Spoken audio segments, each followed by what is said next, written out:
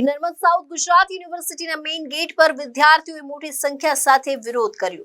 લોકસભાની ચૂંટણી આવી રહી છે તે પહેલા પશ્ચિમ બંગાળની અંદર ભારતીય જનતા પાર્ટી દ્વારા મમતા બેનર્જીની સરકારને સંદેશ ખાલીના મુદ્દે ઘેરવાનો પ્રયાસ કરવામાં આવી રહ્યો છે।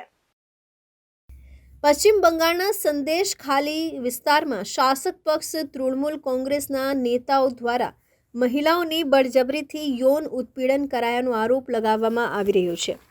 આ મુદ્દાને લઈને રાજકારણ દેશભરમાં ગરમાયું છે। મમતા બેનર્જીના નેતા દ્વારા મહિલાઓ સાથે યૌન શોષણ કરવાના ગંભીર આરોપો લાગ્યા છે। આ બાબતે કોર્ટ દ્વારા પણ મમતા સરકારની ઝાટકણી કાઢવામાં આવી હતી। વિપક્ષ દ્વારા મમતા બેનર્જી સરકારને ઘેરવા માટે વિરોધ પ્રદર્શનો શરૂ કરવામાં આવ્યા છે।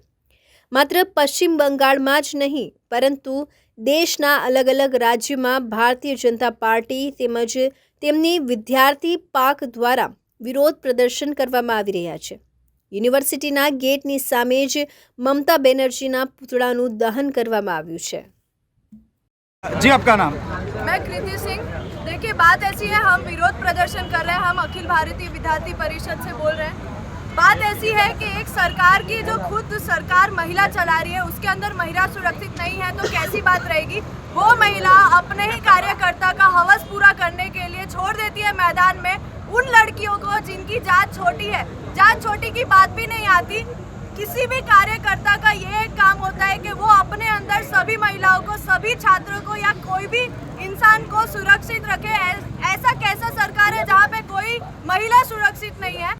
Arvind Rathod, ABC news Gujarat, Surat.